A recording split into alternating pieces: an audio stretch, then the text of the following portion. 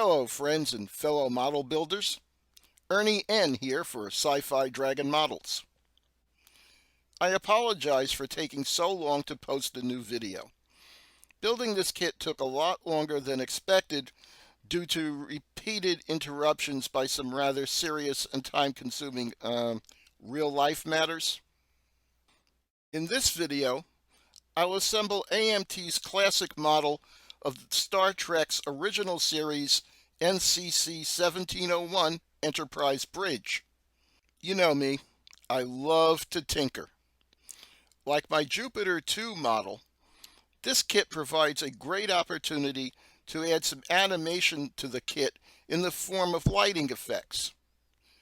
So I'm going to add a combination of direct LED lighting and fiber optic lighting driven by chaser circuits.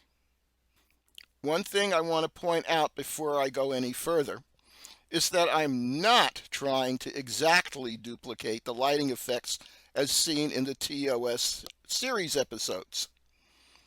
I'm only adding lighting effects that will make the bridge a bit more interesting and give it a little animation.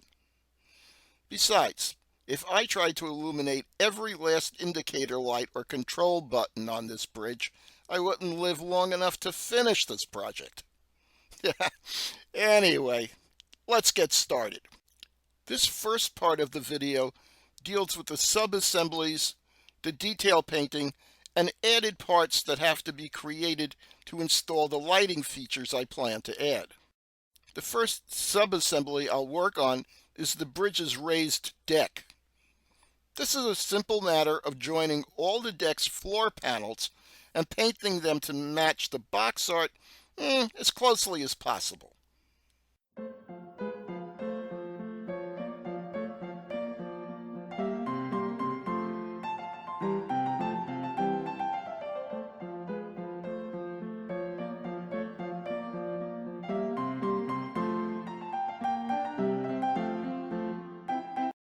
The AMT kit has no flooring at the center of the bridge.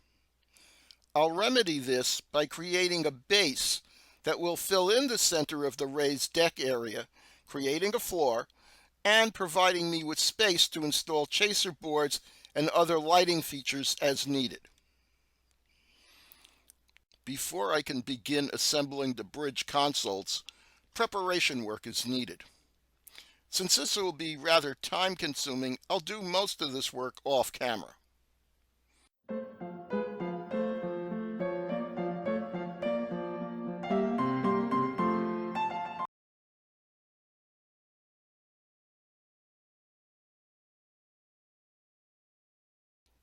The first bit of preparation consists of creating thin black plastic panels to cover the tops of the control consoles. This will provide a better surface than black paint for attaching the printed control panel images later.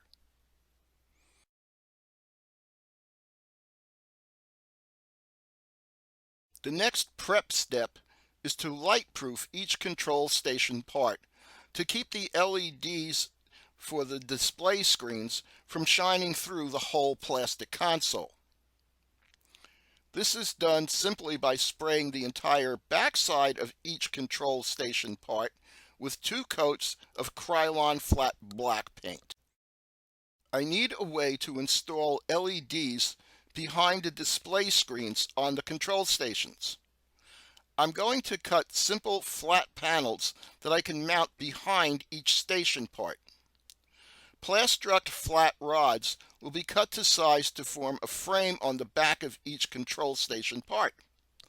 The frame will hold the lighting panels in place and provide spacing for the LEDs so that the light spreads out properly.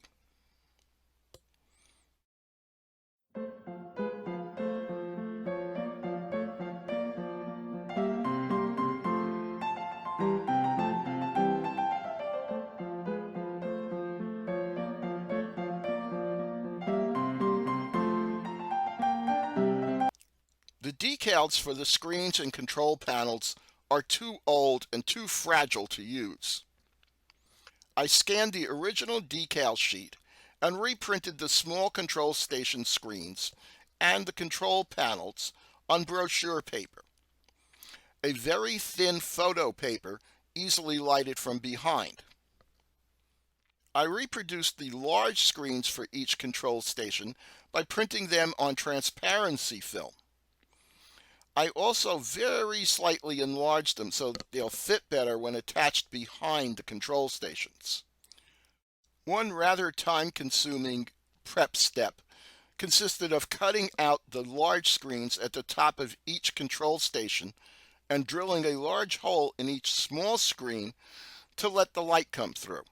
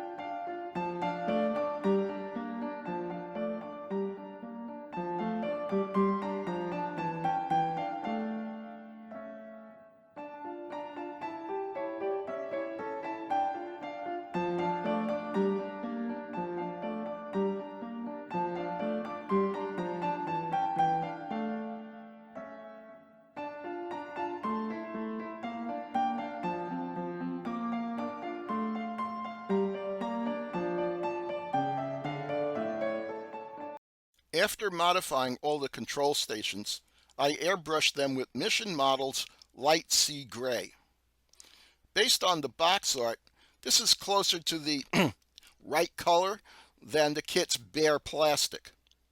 Again, I did this off camera, but here are samples of what the painted panels look like. Next prep step.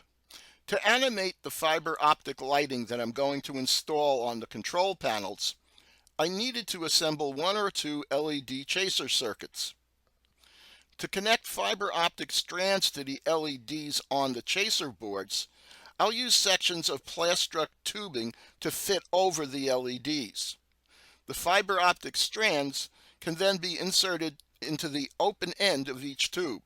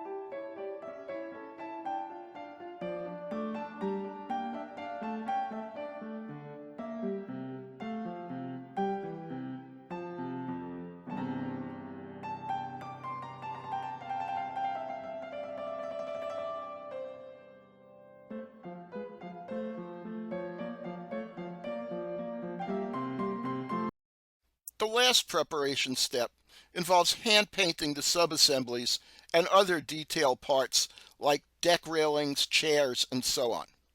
I'll do all of this off camera. Okay, I've finished all the preparation work. Now I'm ready to start putting the bridge together. To begin, I built the navigation console. The wiring for this part's LEDs has to run underneath the raised platform, so it has to be the first control area installed.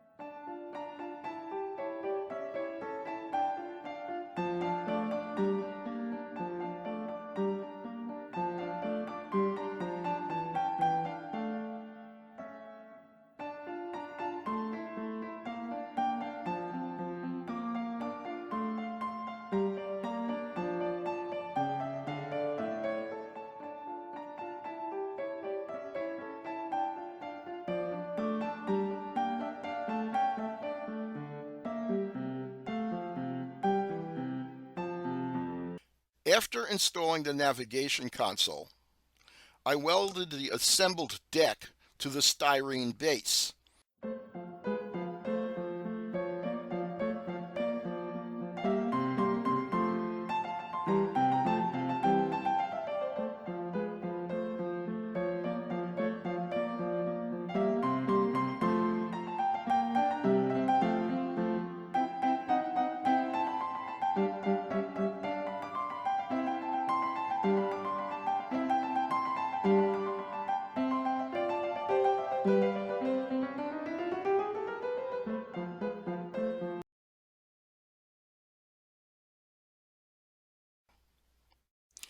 The process of assembling and lighting the individual control stations is the same for every station part.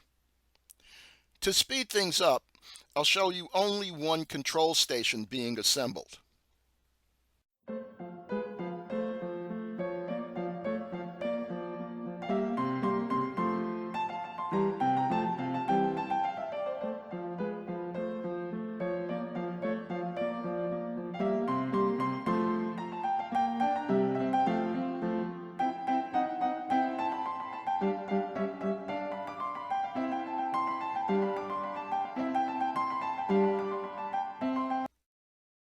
The large screens are glued in place from behind the control section part, then backed up with 010 thick white styrene sheet.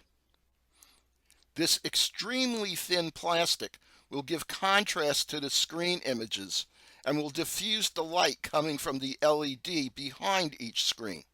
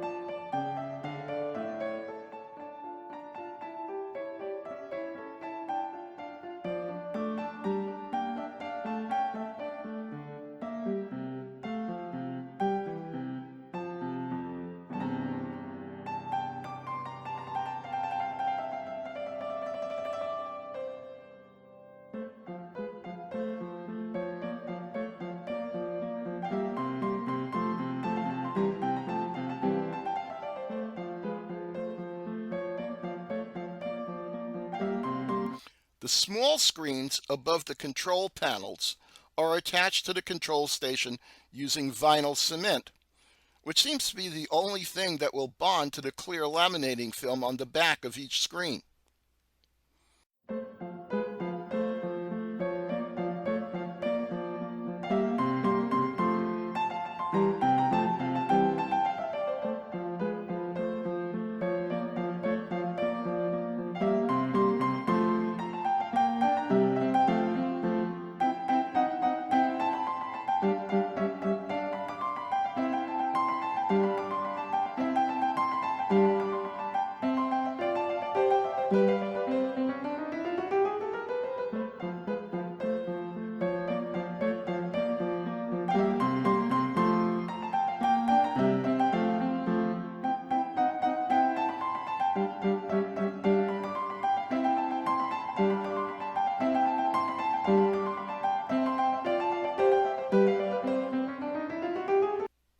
The black styrene tops for the control panels are attached with plastic welder.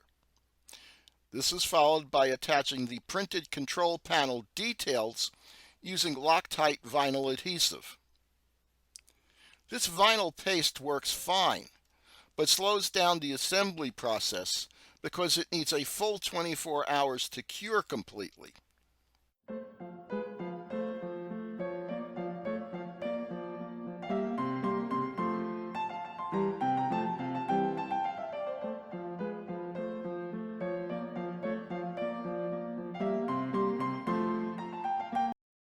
When the control panel images are securely attached, I drilled holes through each indicator light that I wanted to illuminate. These holes are just big enough to hold a fiber optic strand in place. I'm only installing a few randomly placed strands of fiber optic in each control panel.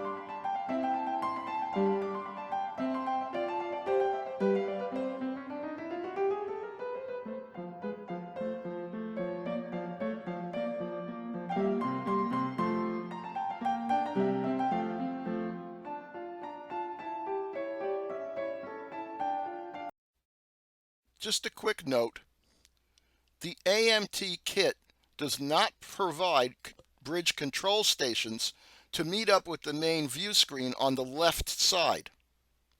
I will use some parts from my spares box to form a complete bridge.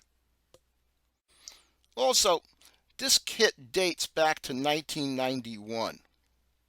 As I began adding the control station sections, I noticed the parts don't line up properly. Maybe that's the way they were molded, maybe it was because the kit's been sitting in my stash for so long, but there are gaps between the panels. To speed up completing this video, I'll fix these gaps after the video is finished. So please, don't bother commenting on the gaps. I know they're there, and I'll get to them later.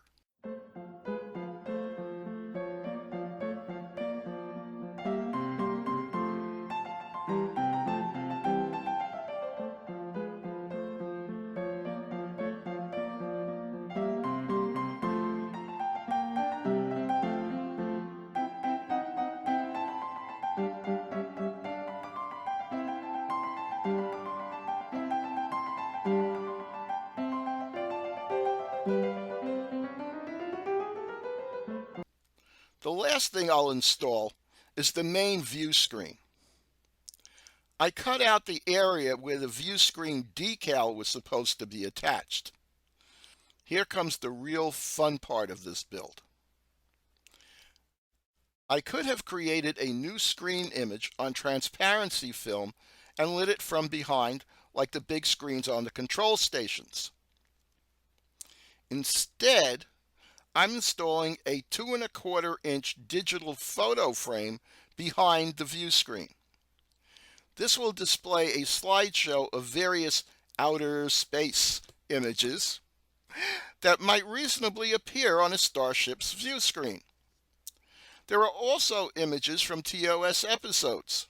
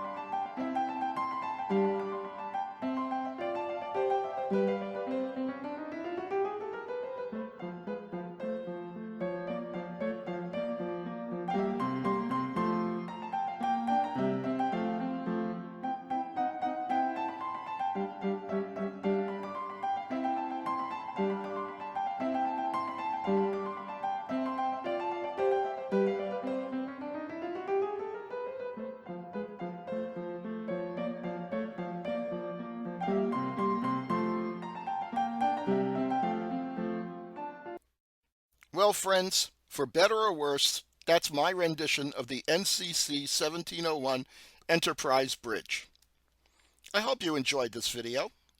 If you did, let me know by liking the video on YouTube and by subscribing to the Sci-Fi Dragon channel if you haven't already. And while you're at it, tell your sci-fi loving friends about this video. Word of mouth is still the best advertising. Okay. Anyway, as always, thank you very much for watching. I'll see you soon.